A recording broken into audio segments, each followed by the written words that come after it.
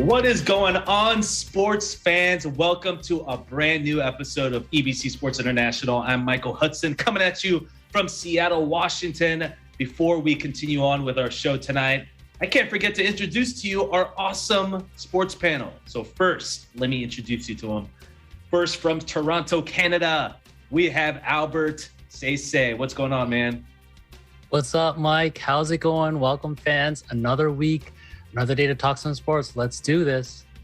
Let's roll, baby. Let's roll. Next, from New York, we have PJ Hughes. What's going on, buddy?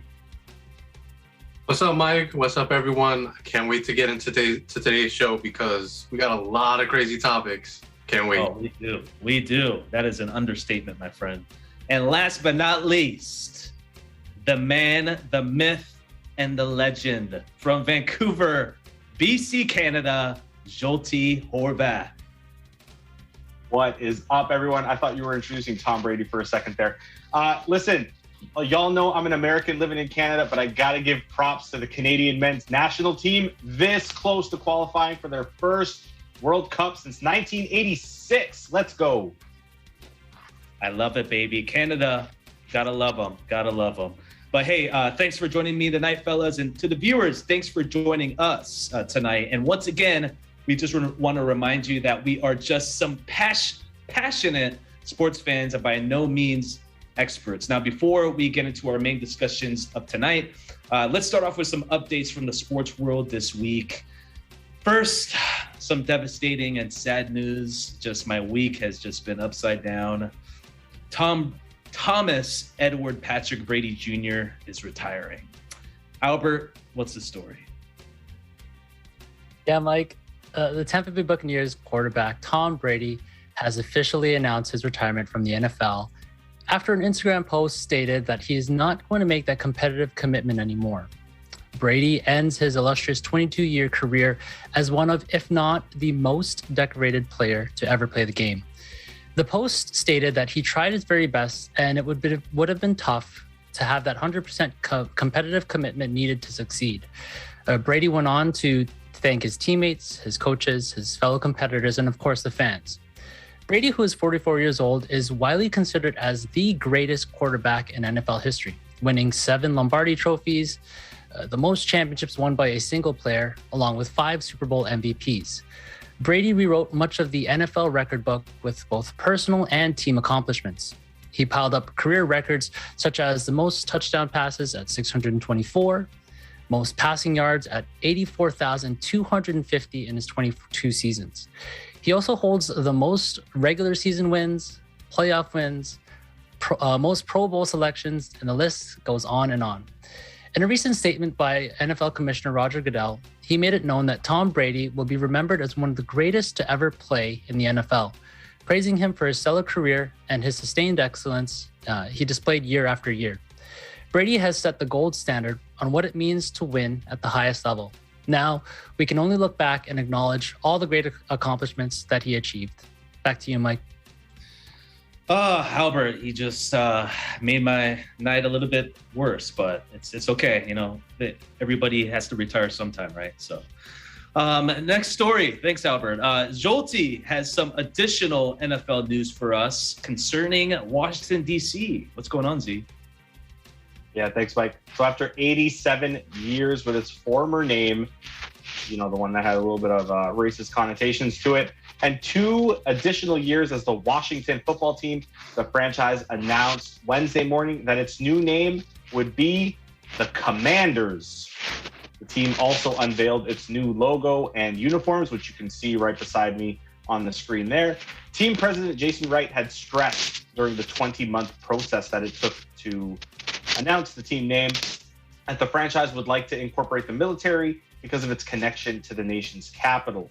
Commander is a term used most often in the military as a naval officer rank, but it can also be used as a generic term. Reaction from current and former players were positive, with alumni London Fletcher calling the uniforms fire, quote unquote. While back in November, during an interview, defensive star Chase Young was given a list of names and was asked to grade them. Commanders was one of them, and he graded them an F. Back to you, Mike. Wow, man, Commanders. I was thinking like something a little bit cooler than that, but hey, we just got to give next time EJ's on the show, we're gonna have to give him a little little trouble about that. Thanks, Z. Appreciate it. So we do have some news from the WNBA. As last year's MVP, Jonquel Jones has re-signed with the Connecticut Sun. The 2021 WNBA MVP signed for a 4-year deal worth around $416,000. Last season, Jones had 18 double-doubles, averaged 19.4 points, 11.2 rebounds, 2.8 assists, 1.3 steals, and 1.3 blocks in winning the MVP award. She also led the Connecticut Sun to a league best 26-6 record, giving them the #1 overall seed in the WNBA playoffs. According to her head coach, Kurt Miller, she is one of the most versatile and talented players in the world. She has a burning desire to improve, and we look forward to building upon the momentum of her MVP season. Lastly, PJ has some additional NFL news for us concerning the Las Vegas Raiders' new head coaching hire. PJ, what's going on, man? That's right, Mike. The Raiders have found their guy. Now, to say the Raiders have had a turbulent season is an understatement, right? First, we had the firing of John Gruden and the messy filed lawsuits that came after, the tragedy surrounding Henry Ruggs, the accusations around Damon Arnett, their cornerback, and the early playoff exit thanks to the now Super Bowl-bound Bengals. The Raiders are happy to have their next head coach, Josh McDaniels. Now, McDaniels is heading into his second head coaching gig, his first being with the Denver Broncos. And according to an article by ESPN, his tenure there didn't last too long. After posting a below 500 record in just 28 games, he was let go. And he attributes that rough time there to, as he put it, knowing a little bit of football. And he went on to clarify that he didn't realize the importance of culture and building a team while being there. But needless to say, especially after rejoining the Patriots in 2012, he gained a lot more experience in that department. It will definitely be bringing some of that charm with him to Las Vegas. Think about this past year's team with a rookie quarterback in Mac Jones and how far they were able to go making it to the playoffs. Also, something to keep an eye on for, however, is that there were reports that a number of players, including quarterback Derek Carr and defensive end Max Crosby, were in favor of interim head coach Rich Bisaccia to get the job after leading them to a 10-7 season and also leading them to the playoffs. But they later clarified that it wasn't a snub towards McDaniels at all, but rather they were just kind of showing up, standing up for their own guy. That's it for that. Back to you, Mike. Thanks, PJ. Quick question. So how do you think this is a good addition for the Raiders? Me personally, I feel like it could be an interesting mix, knowing how creative Josh can be offensively. I mean, again, look what he did with a rookie QB. How much more with someone who, I think it's 1 year left on his contract with Derek Carr, somebody who has maybe a little bit more accuracy, a little bit more throwing power. Also, of course, the experience. They have a solid running game.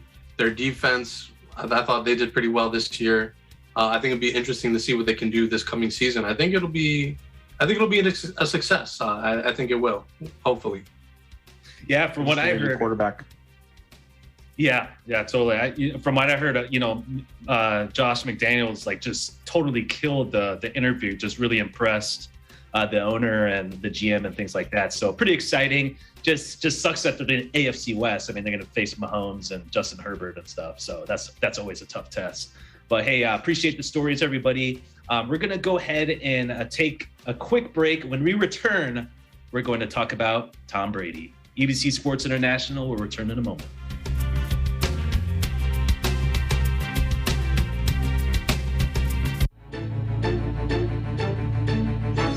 Ako po si Bongbong Marcos at kilalanin niyo po ako dito sa Net25 ASPN Primetime.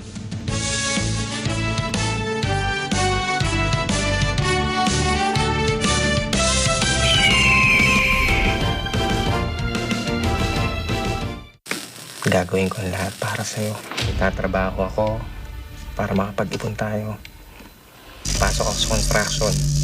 Kasi alam ko, mas malaking sahod nila doon. Hindi kita iiwanan. Pangako yan. Anthony, Mrs., kailangan ko po itong sabihin sa inyo kaagad. Tatapatin ko na po kayo. Lakasan po niyo yung inyong mga loob.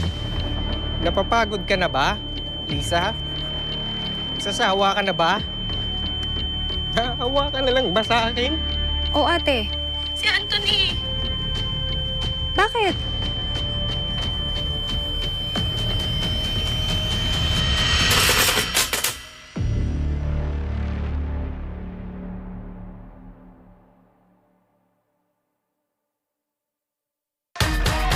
Kung gusto mong maging healthy, sila mga dapat mong hanapin para tulungan ka maging fit and healthy. Hey! Sino kukuha sa inyo magta-train sa kanila? Puro kayo chichiri-kiri! Alin sa mga sumusunod na hayop ang hindi nakakatalon? Agad-agad. Okay, Vince, kayo na may papasa yung tanong na yan. Kay Coach Job. Bakit mo pinasa kay Coach Job? Tingin ko po hindi niya masasagot. Tingin mo hindi masasagot to, no? Rock and roll. Rock and roll, Job! Agad-agad. Coach Job, kayo na may papasa. Hindi, babawi ako kay Coach Vince. Babawi kay Coach Vince. Tama! Painit ng painit ang labanan natin dito. Ito ang Tara Game! Agad! Agad! Bakit kayo naka-jacket? Bibigyan ko pa naman kayo ng jacket. Bigyan ng jacket yan! Wala kami yung jacket.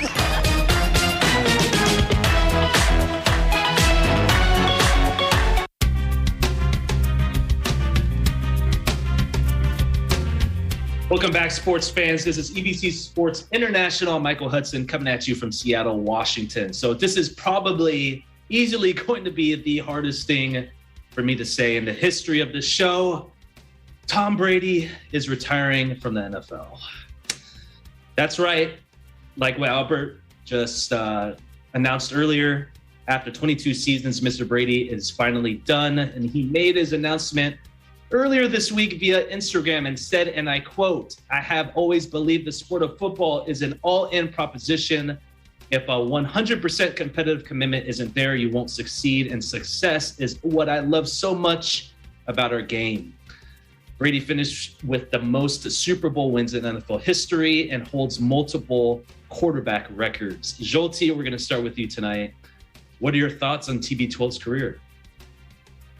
I mean, I think everyone who has watched the show over the last 2 years knows that I wasn't the biggest fan of Tom Brady, especially his move to Tampa. When I said in his first year he would fail, he would sink, that that team wouldn't go anywhere, and then of course they came back and won the Super Bowl. And then this year, I mean, they should have gone to the Super Bowl or at least the NFC Championship if it wasn't for a stupid defensive call. When they played cover zero against Cooper Kupp. So, yeah, that was fun. I mean, all in all, though, you got to give this man props. I mean, this guy's in the league 22 years, right? You already mentioned first in Super Bowl wins as a quarterback with 7, which is unreal. And, I'm looking at his list of accolades right now. 10 Super Bowl appearances, which is the first all time. 5 Super Bowl MVPs, which is first all time. Can you imagine? This guy has more Super Bowl MVPs than regular NFL MVPs. He has 3 NFL MVPs. That's how many Super Bowls he's been to. So you got to give this man props for what he's done. In an interview, he did mention that, we're talking Super Bowls here. He did mention that after he won his first 3 and 4 years with the Patriots in 1, 2, 4 or something like that. Yeah, he was like, "Oh, this is easy. There's got to be way more to this." And then they didn't win one for another 10 years. And he's like, "Oh man, this is the hardest thing you could ever do." So I think it kind of put it into perspective for him after losing so many years, especially twice to Eli Manning, which was, great. But the amount of records this man holds, quarterback records, 67 game-winning drives, 51 fourth quarter comebacks, including, the 28-3 against the Falcons. He should have had 52 fourth quarter comebacks. Once again, if his defense doesn't let him down. Passing yards, 84,520. Like these numbers are unreal and will probably never be broken again. So, I mean, even though I don't like him as a player, you got to give him props. Man, you're such great words, Jolty. Surprise. That's great, man. Thank you. But yeah, I mean, capitalize or piggybacking on what you were saying. I mean, this guy Brady missed an entire season with a torn ACL. So imagine if he didn't miss that season. I mean, the numbers would have been even more exponential. But it's just players like this. I mean, you hate to see players like this go out like this. Where, I mean, if last year if he would have retired, I felt like that would have been the perfect time because he just came off a Super Bowl, et cetera, et cetera. But the way they lost and just there's no like a farewell tour or whatever, which I know he deserves, but I know deep down in his heart he doesn't want that. But it's just so surreal, man. It's so surreal. But PJ, where do you think Brady lands on the list of all-time greats in the NFL? So I'm pretty sure I might get some backlash here, but he has to be, at least for me, the greatest of all time, hands down, probably number one. If not, maybe like top 2, 3, whatever. But personally, he's got to be number one. Mike, you and I are about the same age. I'm pretty sure we kind of fell in love with football maybe around the same time. And when you think about our lives in conjunction with football, it's kind of tied with Tom Brady. Like he's for as long as we've been around, Tom Brady's been there. You know what I mean? And just kind of to, again, piggyback off what Zolty was saying, when you look at Tom Brady's career, right? I heard this on a podcast somewhere. I can't remember which one, but he's played 22 seasons. If you break that in half, so the first 11 seasons and the second 11 seasons, you can make the argument that his first 11 is like a Hall of Fame career and his second 11 is a Hall of Fame career. How many quarterbacks can you say that about? Like, I don't think you can say that about too many. Both would be Hall of Fame careers. Again, he holds a number of records that may never be broken. And like what Zolty mentioned, he went to 10 Super Bowls. He won 7 of them. That's a 70% winning percentage in a Super Bowl.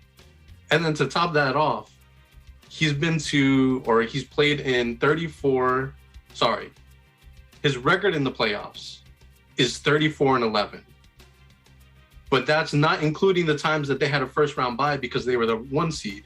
So if you include those first round buys, now you're talking like 47-11. That's like an 81% like winning all the time.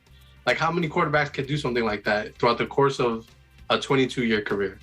So for me, hands down, Tom Brady's got to be the greatest of all time. I don't think I've ever seen anyone play like that, play as long as he has. I've never seen the numbers that he's been able to put up over the course of 22 years. Yeah, I mean, you're absolutely right, man. It's so surreal, and like the years just go by so fast. I still remember still the worst call of all time, but it launched everything, the Tuck Rule game. Yes. It was still just, I just still remember him as a rookie. It's crazy just how fast the time flies. Albert, I just want to get your thoughts about Brady's career. And also, do you think he'll make an appearance as like an analyst in the future, like Tony Romo, or some type of coaching gig in the NFL? You know what? I think in hindsight, of course, he's going to take some time and be with his family and explore different avenues first, probably away from football. But guys like that, their love for football is always finds a way to come back. And based off the trends of like what you said with Romo and everyone else, those QBs hopping on the broadcasting train, I think we certainly hope to see Brady hop on that trend as well too. We saw him in the likes of when the Manning cast was on and how well he did there. And he just seems like a natural in the booth. And I think, his insight and his knowledge in the game would just create a depth in terms of the broadcasting and make it that much more entertaining. He already stated that he will continue his weekly show with Larry Fitzgerald and Jim Gray on Sirius XM. But of course, someone like that, someone who commands that sort of star power, is definitely going to be in the driving seat. So any sort of negotiations with any networks.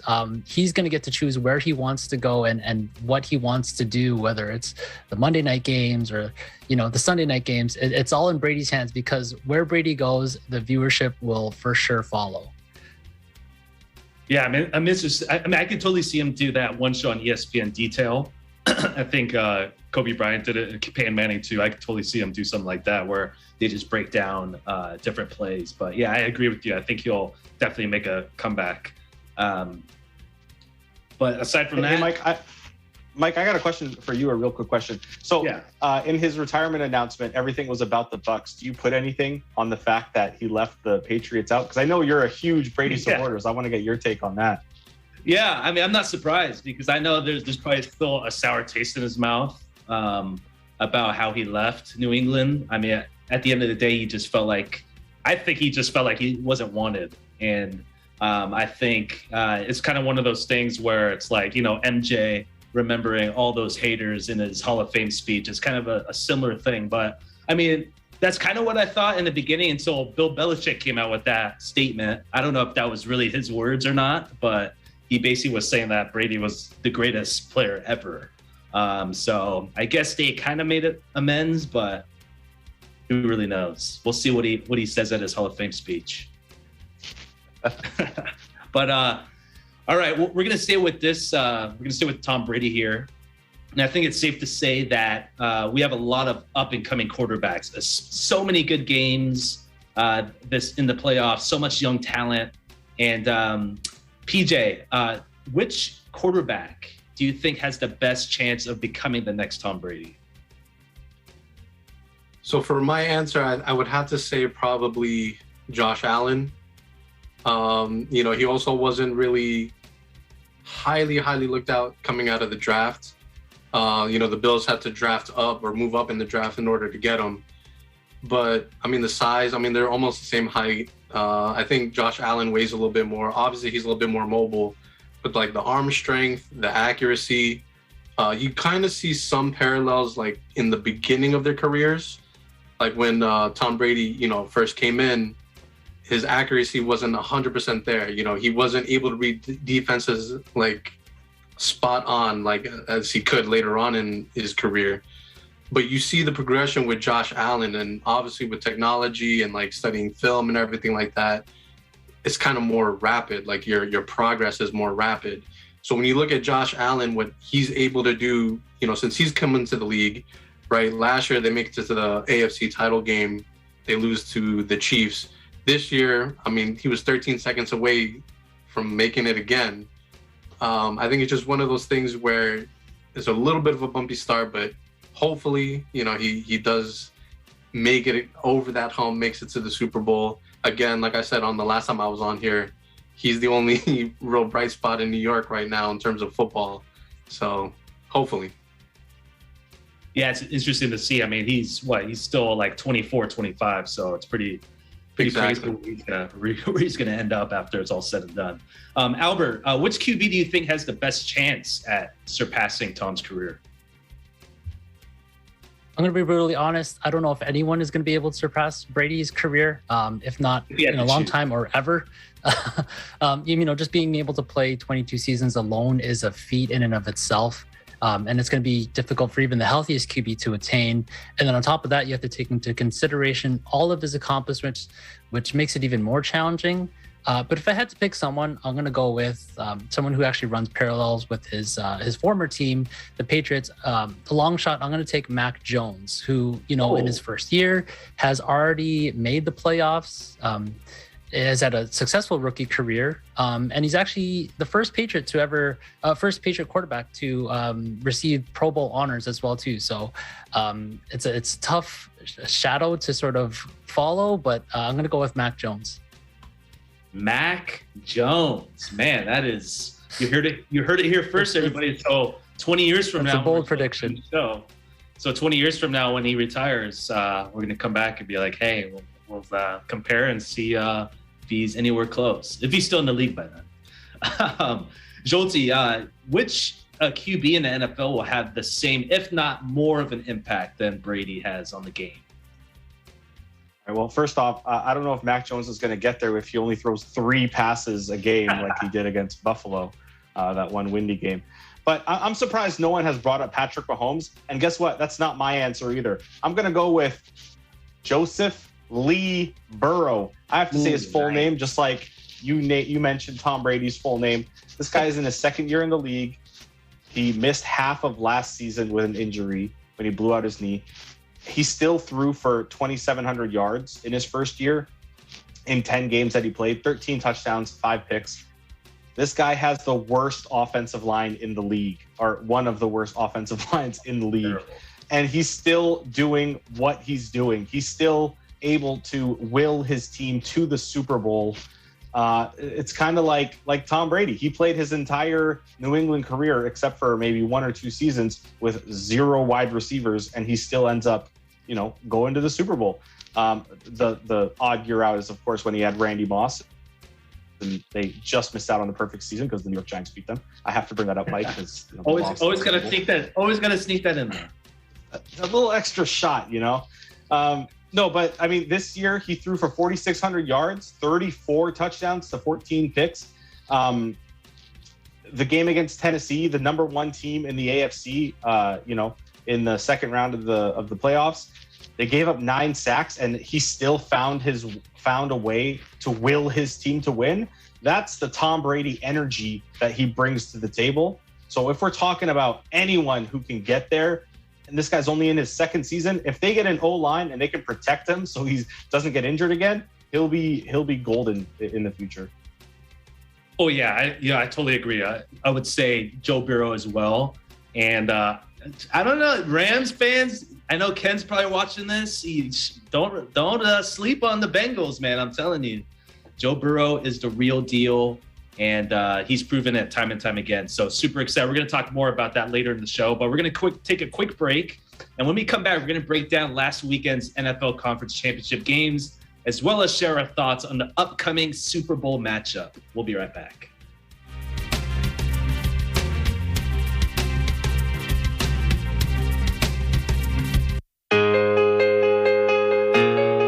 Ang agrikultura ang pangunahing pinagkukunan ng kita ng 25 hanggang 30% ng manggagawang Pilipino.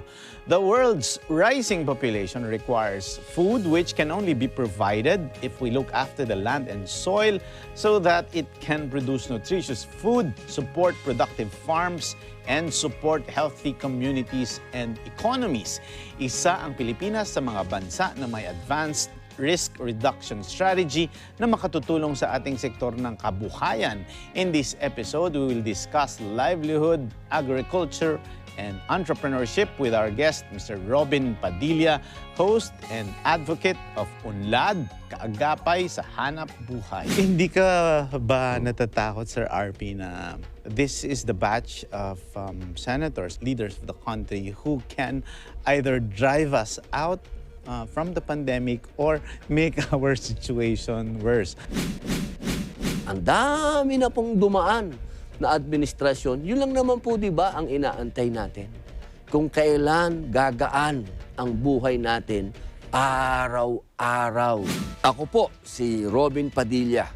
Panoorin niyo po ang Open for Business tuwing Biyernes, alas 8 ng gabi at Linggo, alas 10 ng gabi.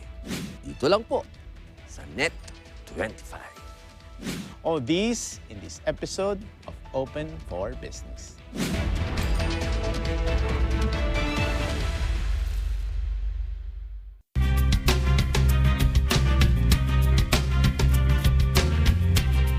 Welcome back, everybody. Thanks for staying with us. This past weekend, we had 2 action-packed conference championship games in the NFL. The Los Angeles Rams hosted the San Francisco 49ers in the NFC Championship game where the Rams were able to avenge their 6th straight loss against the Niners 2017. That hurts my heart to say this because I'm probably the biggest Rams hater on the show. But congratulations to Ken Cruz. You're going back to the Super Bowl. So, Albert, how did the Rams get this done? If first of all, if you're the number one Rams hater, I'll be the number one too, as your fellow Seahawks fan here. So, like what you said, the Rams had to overcome 6 straight losses to their division rival. It felt like the 49ers were just the Achilles heel for the Rams for the past couple of years, and it was almost true again last week. They had to overcome a 10-point deficit in the fourth quarter. And it came down to some key catalysts. First of all, Aaron Donald, who the monster himself on defense, he had the key play of the game where he forced Jimmy Garoppolo to fling the ball, which ultimately led to the game-sealing interception. But the Rams had some trouble just running the ball. They only wound up with 50 yards on 20 carries. A lot of that to, Deebo Samuel and trusting him with that. But the connection between Matthew Stafford and the Triple Crown winner, Cooper Kupp, just continued to be the brunt of the offense. Stafford threw for 337 yards on 31-49 passing with the 2 touchdowns. And unfortunately, since the running wasn't going for the 49ers, they had to force their offense through Jimmy Garoppolo, which unfortunately isn't a recipe for success. What stings more for the 49ers is that they actually could have sealed the game after a dropped interception by Tart, which was actually wide open in the late fourth quarter.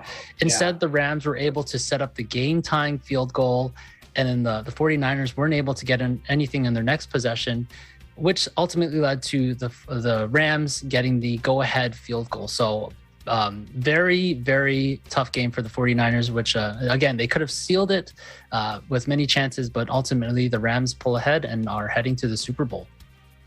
Oh, man, that just looking back at that should have been interception with Tart. I mean, I think Jolty said it in our chat, but he was saying that's why he does not play wide receiver. That was just how do you miss that catch? I mean, I don't understand how you do not. I mean, these guys make the most difficult interceptions, and then that's like the most simple one, and he just drops That's why, though. That's why. When it's so obvious that it's going to hit your hands, you're already expecting, like, I'm taking this to the house, and your mind goes blank, and it's gone. Yeah, but I'm pretty sure it hit him right between the eyes, right?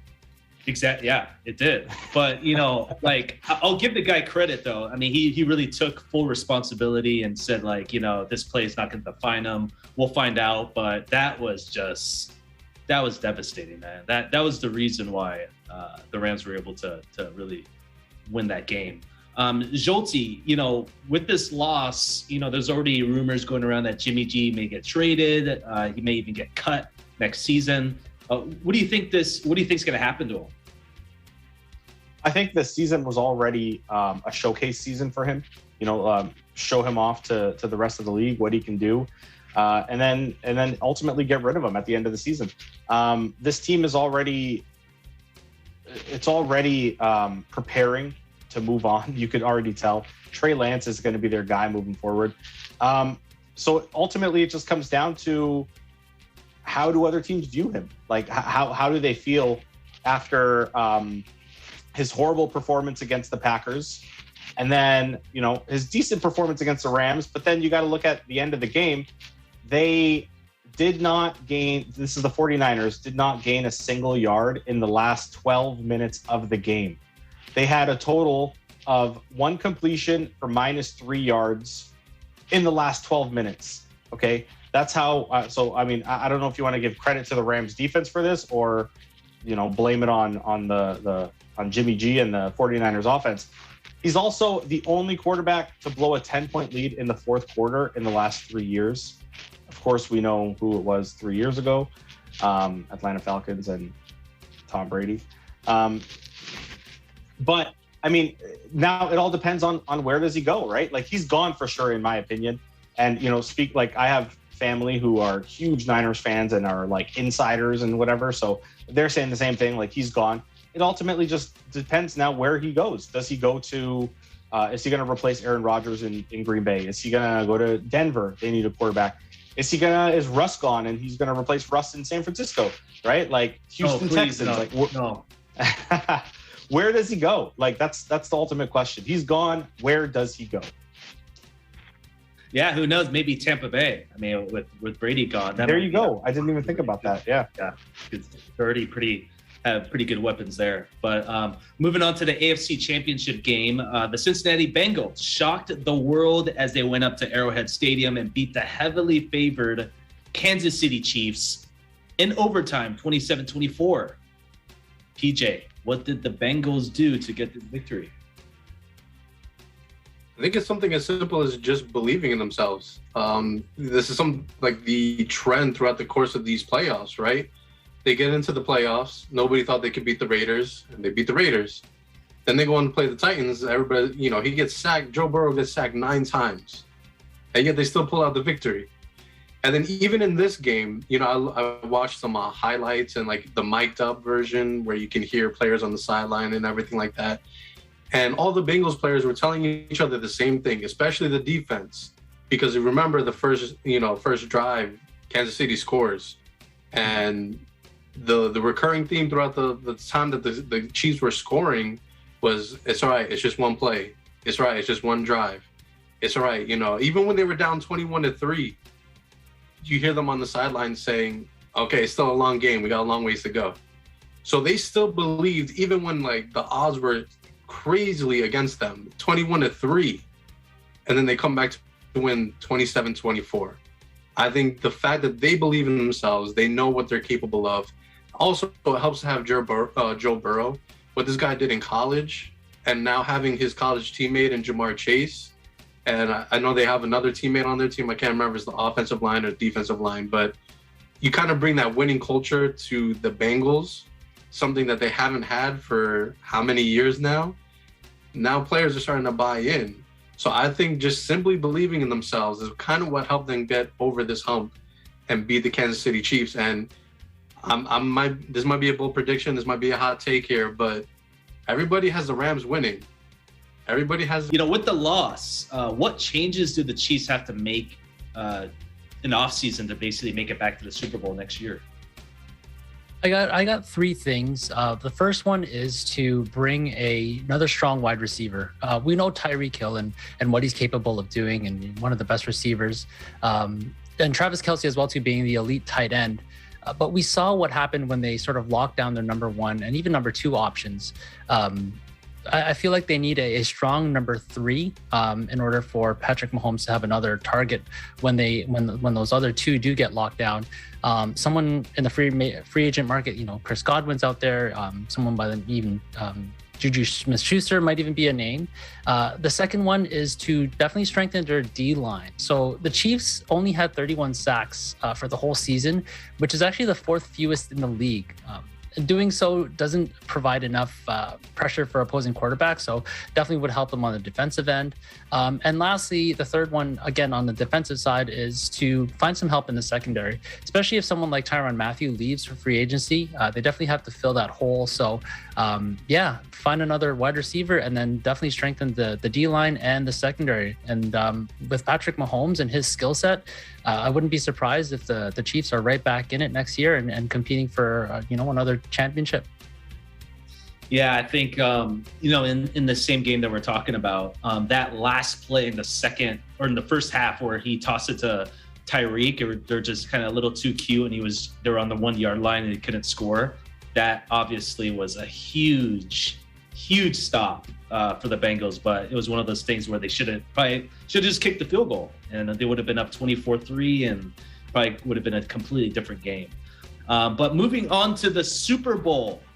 So Super Bowl 56 is going to be not this Sunday, but next Sunday, February 13th at SoFi Stadium in Los Angeles. The Rams are not only the home team, but they are currently a 4.5-point favorite. So Jolty, what are your early thoughts on the game so far? I mean, basically everything we've already talked about with the Rams and the Bengals, right? Like their O-line is so bad. I think they finished the season ranked 20th out of the 32 teams, and they still made it to the Super Bowl, right? If you're thinking, okay, well, they might turn it around for the Super Bowl. Maybe they had some injuries. No, they didn't. Everyone on that O-line is healthy. That's just their O-line. That's how bad they are. They give up 9 sacks to the Titans. Yeah, the Titans finished first in the AFC. They didn't deserve to finish first in the AFC. Let's get that out of the way.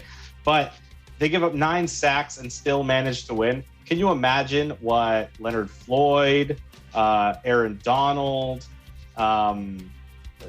what's his face? Von Miller, like these guys are going to do. And then you got like to their O-line, Joe Burrow, we were just talking off cam, like how this new age quarterback needs to be able to run. They need to be mobile. Joe Burrow is going to have to run for his life next weekend. You know, he's not going to have any time in the pocket. And if he does, he's going to have to rely on his receivers, right? He's going to have to rely on a rookie Jamar Chase, Tyler Boyd. CJ Uzoma, his number 1 tight end, might be injured for the game. He hurt his knee last game. This game is all about the Bengals O-line versus the Rams defense. Now, I don't want to count out the Bengals defense because they have done some pretty spectacular things as well. Even though I was joking around, you know, that Eli Apple was kind of blind last game because he made so many horrible plays. But I mean, the Bengals defense has been pretty solid throughout the playoffs and throughout the year. So, you know, it's going to be a closer game than a lot of people think. If that defense can stop Matt Stafford and Cooper Kupp and that Rams offense, but I still have the Rams winning by at least 10 points.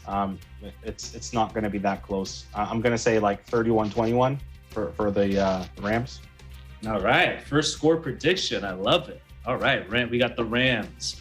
Albert, you know, the Super Bowl is always filled with X factors or dark horses throughout the game. Who do you think is going to be the most important player or X factor of this game?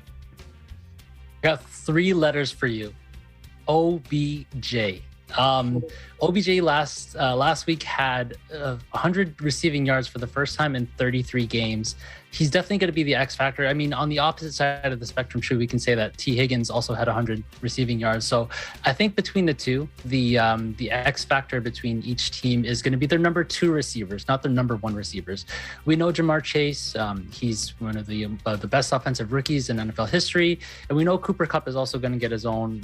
You know, we've seen what he's done with Matthew Stafford, but I think whichever number 2 receiver makes a greater impact is definitely going to put their team in a greater position to definitely raise that Lombardi trophy. But in this sense, I'm leaning towards the Rams as well too, and I got OBJ making a big difference and being that X factor to finally win that Lombardi trophy.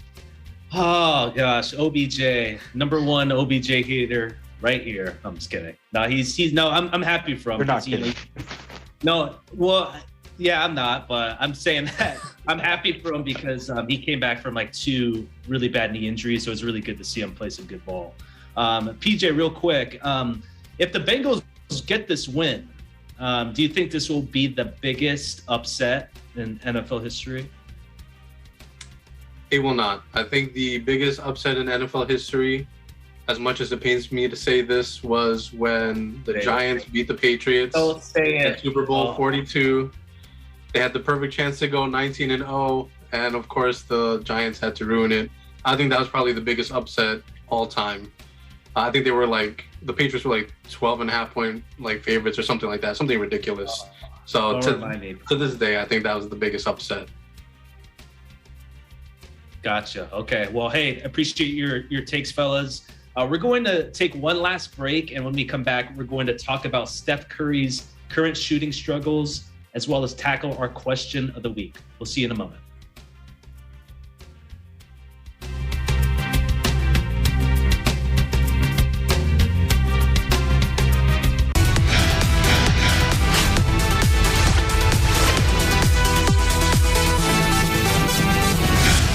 Delikadong speed hump sa Pasig City, inireklamo.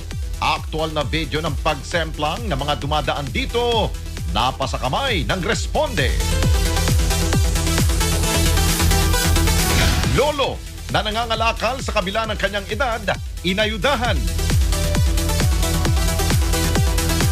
Kalyeng binakbak na, iniwan pang nakatenga, sinumbong sa responde. Isang volunteer group na rumiresponde at nangangalaga sa kapayapaan sa Nagcarlan, Laguna, ating kilalanin.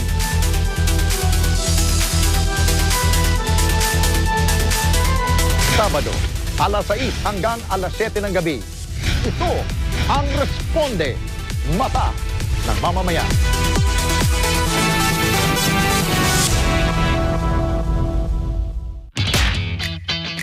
Marami sa atin ang pagiging fit at healthy gustong karirin. Kaya naman tunghayan natin ang mga kaagapay nating fitspiration na business inspiration pa. Walang off-season or patay ng panahon sa negosyo. Yung exercise, regular talaga. So, hindi yan seasonal lang. Consistent ka dun sa mga tinuturuan mo, mahaba pasensya mo, bigay mo kung ano yung nalalaman mo, i-apply mo kung ano yung dapat nilang gawin. Nung nag-start kami mag-business, nag-isip kami, ano bang magagawa natin for the long term na na-enjoy natin, na makakatulong din tayo sa ibang tao, and also marami siyang health benefits. Dito lang yan sa ulat. Kagapay sa hanap buhay. Sa hanap buhay.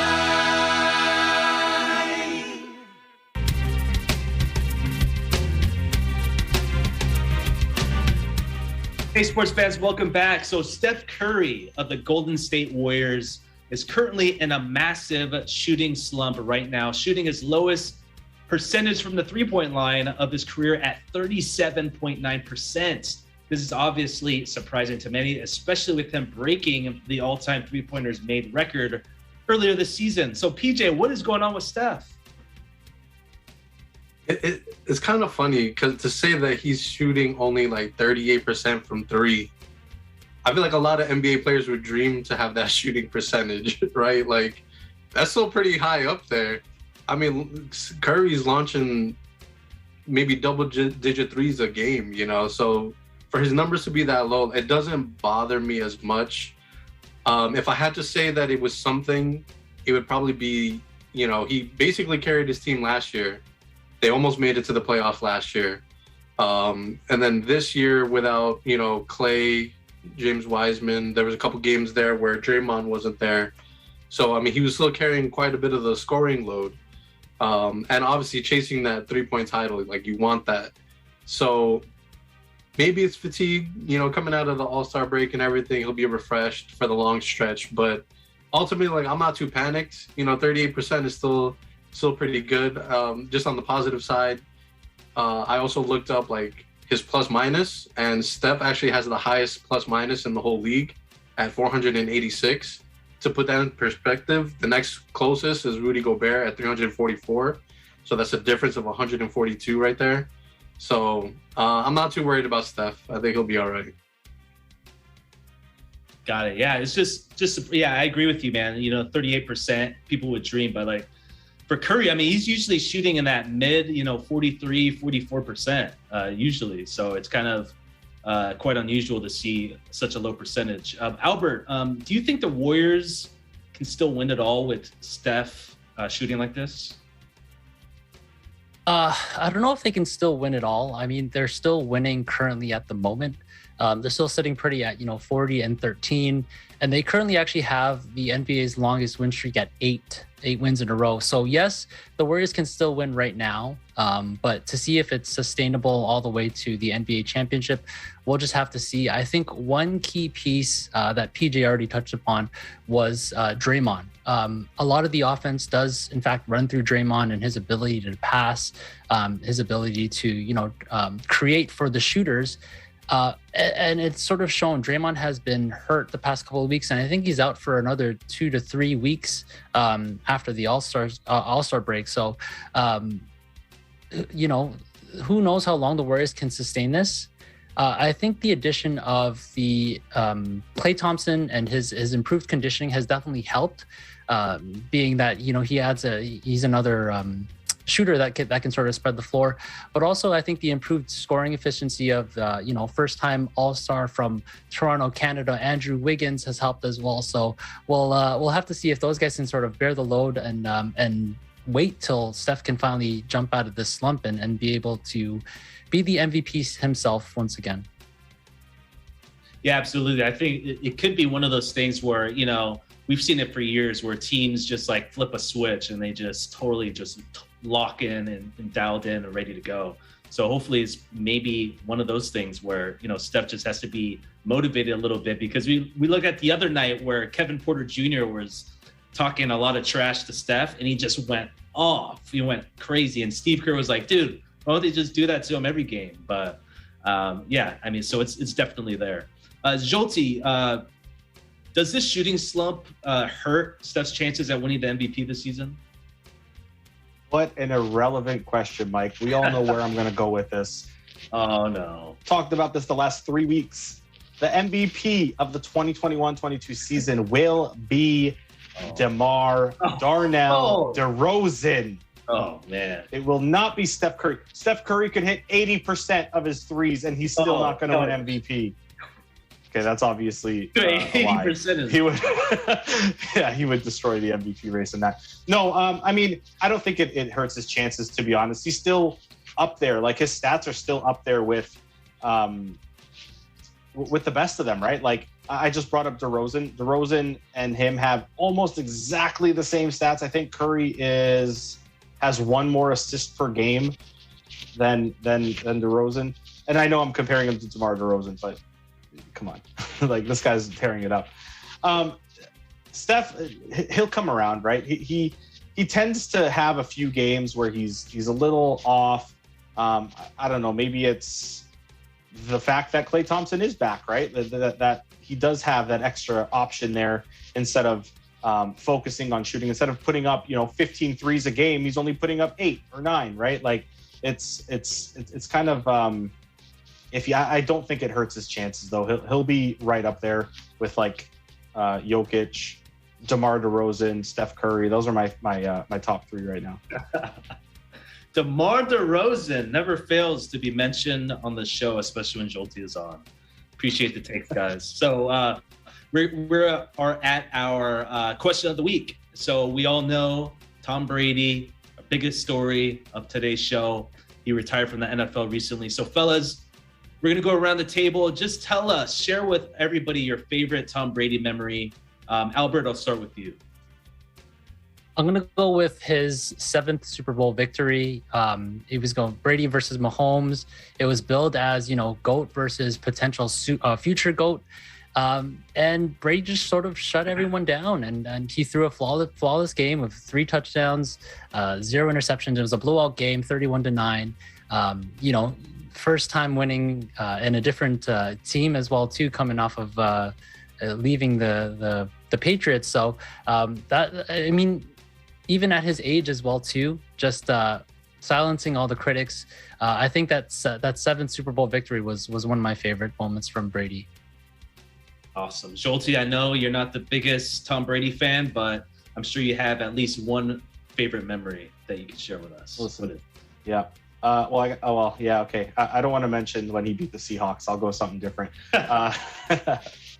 So in 2013, it was the Colts versus the Patriots. Sorry, Broncos versus the Patriots. Peyton Manning, Tom Brady. The Patriots were down 24-0 at halftime. Patriots put up 31 unanswered points in the third and the fourth. Goes to overtime. Brady manages to drive the field goal. They win at 34-31. Instant classic. Tom Brady versus Peyton Manning. Yeah, that was a great game. I remember seeing that. PJ, how about you, my man? I'll preempt my answer by saying this. When you look at the GOATs across, other sports, MJ instilled fear in his opponents. Kobe instilled fear in his opponents. Mike Tyson had instilled fear in his opponents. Same could be said about Tom Brady. Everybody was afraid of Tom Brady, especially in the Super Bowl, right? No matter how much they were down, you never count Tom Brady out. So there is big bad Tom Brady. But then the one moment that sticks out to me is when he was interviewed, this little kid came up, asked him a simple question, who is your hero? And Tom Brady probably gave one of the most heartfelt answers. And he said, with tears in his eyes, he started getting emotional. He said, my dad. And I feel like that's one moment where you actually got to see like the human side of Tom Brady. the side that a lot of people can relate to, and you start to realize like, oh man, like this guy, he's like me, he's human, you know? So that moment always sticks out to me just because you see how he is on the field and then you see how he is off the field and how nice it was to see that side of Tom Brady. Yeah, I remember that. Definitely remember that interview. You know, one memory that I have that stands out for me, I mean, it's just never fails, was that 28-3 comeback, man. I mean, that was just like, talk about like a movie. Like, I totally thought it was over at halftime. I was like, dude, there's no way New England. I didn't even watch the second half. Yeah, I was just like at my house, just walking around, and then all of a sudden, you know, that miraculous catch by Julian Edelman, then you have the fumble, and then all this stuff happens, and man, it was just incredible. And just the way he celebrated at the end, he was just like, man, it was just an incredible, that just solidified the GOAT case for me when he won that Super Bowl. So, Tom, if you're watching the show, best of luck to you, my man. Great career, and wishing you all the best. But hey, thank you everybody for joining us tonight. On behalf of everyone on our channel or on our panel, thanks for joining us, and be sure to tune in next week. Make sure to visit our websites at eaglenews.net and eaglenewslive.com and watch us on net25.com. Like us on Facebook and follow us on Twitter at Eagle News to join the conversation. For Eagle News, I'm Michael Hudson. We live in interesting times.